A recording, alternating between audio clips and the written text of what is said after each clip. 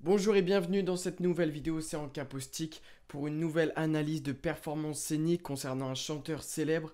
Aujourd'hui on va s'attaquer à Kendrick Lamar parce qu'il a beaucoup fait parler ces derniers temps et c'était vraiment très intéressant de regarder tout ça et d'analyser un peu ce qu'il donne scéniquement. Est-ce qu'il a bossé avec un chorégraphe, un coach scénique? C'est des questions qui m'intéressent énormément parce que j'ai observé qu'il y a une vraie cohérence dans tout ce qu'il a pu proposer récemment et j'avais envie d'en parler aujourd'hui avec vous en vidéo, voir de quand ça date. Quels sont les éléments que je peux retirer de tout ça? Qu'est-ce que je peux mettre en lumière qui peut peut-être vous intéresser? Voilà, on va essayer d'analyser tout ça, les performances de Kendrick Lamar d'un point de vue de la danse, au vu de tout ce qui s'est passé dernièrement pour lui. En capostique, pour YouTube, vous pouvez retrouver les actualités plus récentes sur Instagram. Je partage aussi des infos concernant les tournées que je peux faire partout en France ou à l'étranger. Donc n'hésitez pas à suivre tout ça. Instagram, YouTube et tous les réseaux sociaux que vous voulez. Enfin, c'est surtout cela. Voilà. Et comme d'habitude, si un jour on peut se retrouver sur une date en tournée, moi ça me ferait énormément plaisir. Prévenez-moi. Et voilà, on continue. Ça, c'est l'introduction. Je voulais commencer par ce point. J'ai l'impression que depuis 2 ans, depuis qu'il a sorti son dernier album, Kendrick Lamar, il a énormément changé de gestuel dans ses clips, dans ses performances sur scène.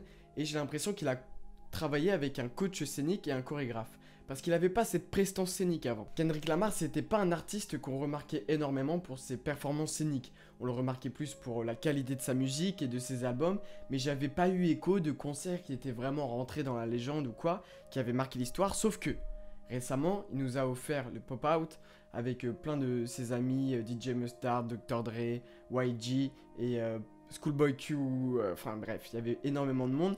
Et c'est là que j'ai vraiment pris conscience de ce changement de gestuel et je voulais en parler avec vous aujourd'hui. Et pour moi, ça date premièrement du clip Family Ties avec Baby Kim. C'est là que j'avais remarqué les premiers changements au niveau de la gestuelle.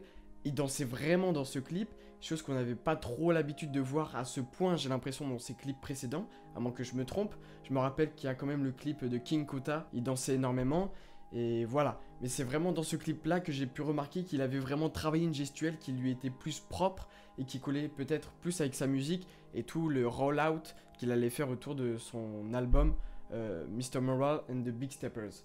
Et c'est vraiment à partir de ce clip que j'ai remarqué ce changement. Et donc peut-être qu'il a travaillé avec un chorégraphe. J'aurais trop aimé trouver le nom de ce coach scénique, ce chorégraphe avec qui il a travaillé. Je suis sûr que c'est possible, mais j'ai pas réussi à trouver ce contact. Ensuite, un des deuxièmes points qui m'a fait écho et qui m'a fait prendre conscience de sa gestuelle, c'est forcément la sortie de son album et tous les lives qu'il a pu faire autour, notamment dans le SNL, le Saturday Night Live. Il a fait plusieurs performances, il a performé plusieurs sons, dont un avec Sanfa. Et c'est là que j'ai vraiment pu analyser et développer un point de vue sur cette gestuelle et dont je vais vous faire part après et je vais la mettre en relation avec ce qu'on a pu voir au Pop-Out, donc le concert récent qui a rassemblé énormément de gens de la côte ouest, de Los Angeles, qui était vraiment incroyable. Et c'est vraiment à partir de ces lives sur la SNL que j'ai pu vraiment retirer des petits mouvements qu'il avait l'habitude de refaire. J'avais l'impression que ça avait été pour lui un point d'accroche concernant cette nouvelle qualité en lui qui est la chorégraphie, la prestance scénique, chose que vraiment j'avais pas l'impression de retrouver dans ses performances précédentes. Forcément, il avait son attitude de rappeur, il dégageait énormément d'énergie sur scène, mais il y avait une finesse qui n'était pas autant présente que maintenant. Et je vous invite à retrouver ces lives de SNL, que je peux vous mettre en lien si vous voulez. Je vous invite à les re-regarder pour analyser un peu cette performance. C'est très sobre, c'est minimaliste, c'est fin, c'est précieux et ça fait écho, je trouve, beaucoup avec la musique qu'il a pu sortir récemment autour de son dernier album. En voyant tout ça, je me suis forcément penché sur la question de sa tournée de Big Steppers Tour. Je me suis demandé qu'est-ce qu'il allait pouvoir mettre en place pour encore faire passer un cap supérieur à son album, qui était déjà plus ou moins apprécié par la critique. Enfin, il y avait énormément d'attentes autour de tout ça. Et forcément, chacun de ses mouvements dans le sens ses directions dans sa carrière, allait être analysé. Et j'ai vraiment voulu passer un moment sur sa tournée, son live qu'il a pu faire à Paris, qui avait été retransmis sur Prime Video. Donc c'est là que j'ai pu analyser un peu tout son concert, voir ce qu'il avait mis en place, et j'ai eu le plaisir de voir qu'il avait repris des mouvements de ce live au SNL et de ce clip de Family Ties avec Baby Kim, il avait remis ses mouvements dans la tournée, ce qui confirme qu'il a travaillé avec un chorégraphe, parce que c'est des mouvements qu'il a maintenant l'habitude de remettre dans ses performances et qui sont vraiment partie intégrante de lui. Voilà, c'est vraiment des mouvements qu'il a l'habitude de faire sur scène et t'as l'impression que ça, ces mouvements, ça lui enlève un certain poids sur scène. T'as l'impression qu'il se raccroche à ça pour se donner une aisance sur scène et toujours donner au spectateur quelque chose à voir. Parce que des fois, avoir juste l'attitude de rappeur avec ses bras qui gesticulent, avec les genoux pliés vraiment très bas sur le sol, c'est pas très intéressant à voir. Mais là, qu'il y ait vraiment ces mouvements qu'on revoit dans ses tournées, dans ses clips, dans son pop-out récemment, ça fait vraiment plaisir et tu sens qu'il a travaillé vraiment avec un chorégraphe et qu'il a mis énormément d'accent sur toute la partie chorégraphique dans ses spectacles. Donc si vous avez l'occasion aussi, allez voir The Big Steppers Tour qui est disponible sur Prime Video. C'est vraiment un spectacle intéressant à voir qui est pensé pour illustrer les sons, évidemment. Donc il y a Count Me Out, il y a Humble, il y a plein de sons de son dernier album qui sont illustrés via des très belles chorégraphies. Là comme ça je pense à Humble, c'était sur un de ses albums précédents mais c'est vraiment une mise en scène qui m'a marqué. C'est des chorégraphies aussi qui sont pensées pour des stades. Mettez-vous ça en tête, que des chorégraphies dans des théâtres pour des pièces de danse, c'est pas les mêmes que celles que vous allez faire dans des stades qui sont pensés pour la musique, où le spectateur est de loin, où on va mettre l'accent sur la composition, la mise en scène, comment sont placés les danseurs, pour avoir un point de vue plus intéressant, plus large, et avoir un effet visuel plus impactant que si tu faisais une chorégraphie avec plein de petits détails.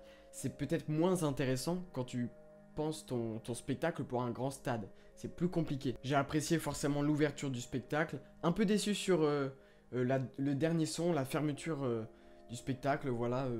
Je pensais pas qu'il allait fermer le spectacle avec cette musique-là. Je vous invite vraiment à vous faire votre opinion sur ce très beau spectacle de toute manière parce que c'est Kendrick Lamar.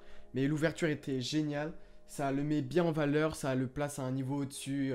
Il prend un autre statut avec cette performance, ce show, donc c'est vraiment magnifique à voir. J'ai apprécié aussi les références à Michael Jackson, que ça soit dans le port du gant, dans le costume, dans peut-être les dalles lumineuses au sol qui s'allument. J'ai l'impression que tu as 2-3 références comme ça qu'il a voulu implémenter dans le spectacle et je trouve ça réussi. Est-ce que ça confirme que Kendrick Lamar passe à un autre statut de pop star, qu'il essaye de marcher dans les pas de ce genre de légende? J'en sais rien. Il a juste envie de faire des références peut-être, mais c'est intéressant de mettre ça en lumière parce que ça a été aussi beaucoup décrié, beaucoup analysé, il y a eu un énorme jeu autour de cette Michael Jackson Prince, autour du beef Drake Kendrick Lamar. Donc voilà, c'est très intéressant de voir comment ces deux pop stars, Drake ou Kendrick Lamar, s'approprient un peu des références scéniques, que ça soit dans les costumes, dans les lumières, dans le visuel, pour essayer de aller gratter cette légende, aller essayer de la côtoyer. Est-ce que c'est possible? J'en sais rien, faites-vous votre avis et dites-le moi en commentaire, ça m'intéresse énormément. Et un des derniers points pour cette vidéo, c'était le concert Pop Out avec Ken and Friends qu'il a annoncé il y a pas si longtemps que ça et qui vient un peu clôturer tout ce beef entre Drake et Kendrick Lamar. Il a performé tous les nouveaux sons qui sont sortis récemment dans lesquels il parle de Drake, il le clash.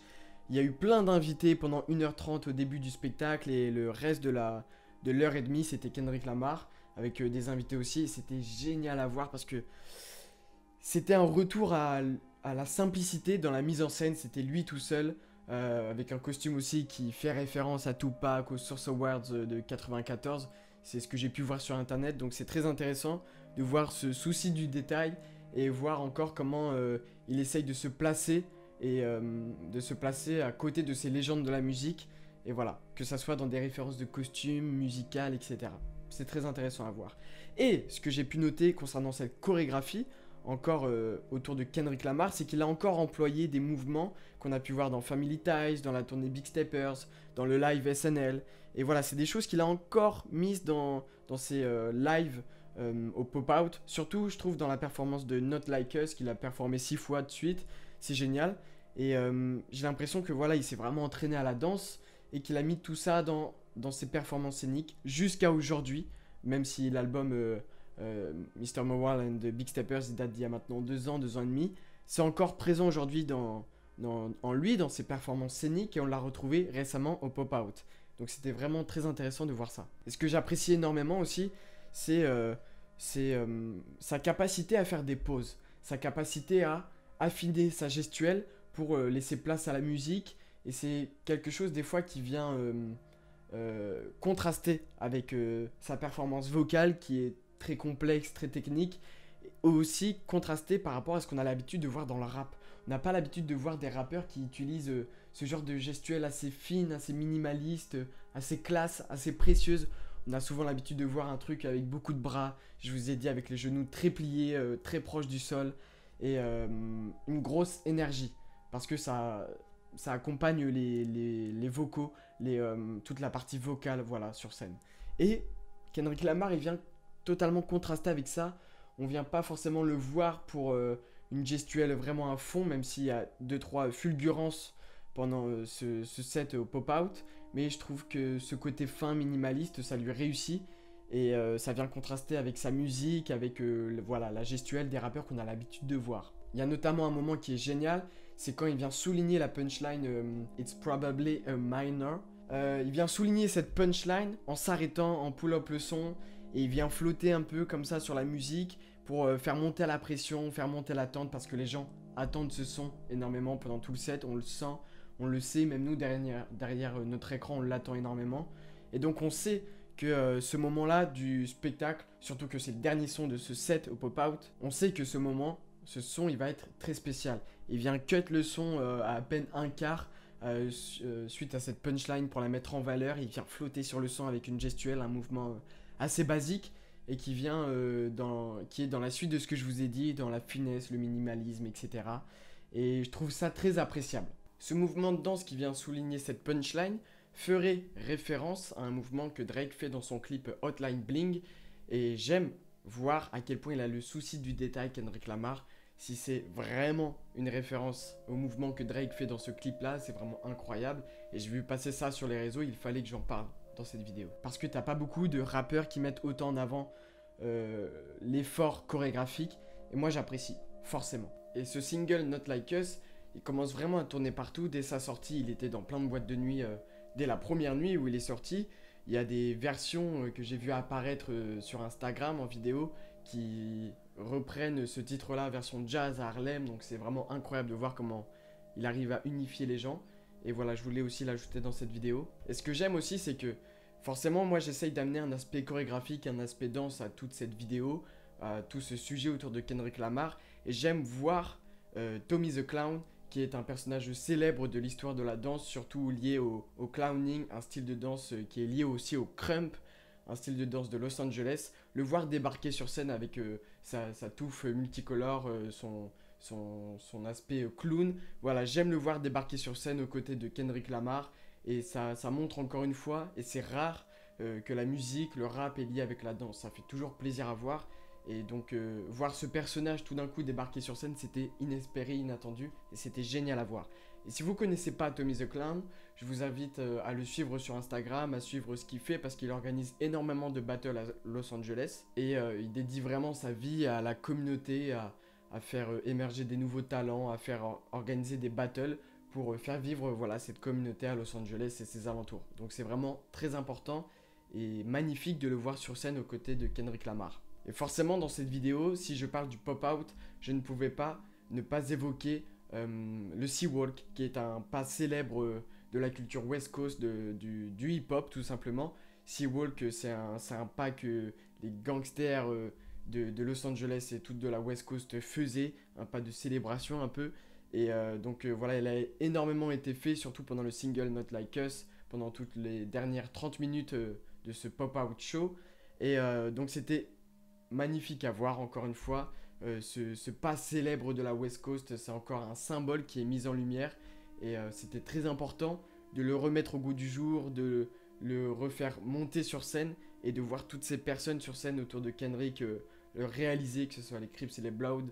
C'était vraiment impressionnant à voir. Et il y a aussi les deux danseuses qui ont débarqué autour de Kendrick Lamar. Il me semble que c'est deux danseuses qui avaient réalisé un clip dès sa sortie, une chorégraphie autour de Not Like Us. Et j'ai l'impression que c'est elles. Et donc Il les a ramenés directement sur scène pour... je crois que c'est la deuxième fois qu'il performe Not Like Us. Pour voilà, cette deuxième performance. Il les ramène sur scène pour performer du Sea-Walk, performer leur chorégraphie. Et voilà, ramener tout cet aspect chorégraphique, de célébration, de fête autour de lui, autour de ce single et autour de cette soirée. Donc c'était vraiment magnifique à voir. Évidemment, moi je voulais parler de Kendrick Lamar et de tout ce qui s'est passé récemment pour suivre l'actualité.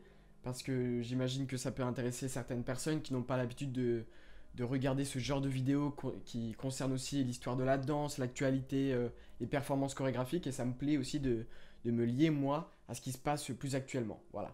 Et donc j'espère que ça vous a plu. Si vous avez des commentaires concernant tout ce qui s'est passé avec Kendrick Lamar, ses performances, le pop-out, n'hésitez pas à en parler en commentaire. Peut-être qu'on parlera de Drake prochainement si il fait un concert marquable. Peut-être que ça peut être très intéressant justement d'analyser ses performances. Dites-moi si ça vous intéresse, cette série un peu Michael Jackson, Prince, Kendrick Lamar, en parlant des performances scéniques, d'un point de vue chorégraphique, tout ça, d'un point de vue de la danse et de mon point de vue. C'était Encapostique, merci à tous et à bientôt.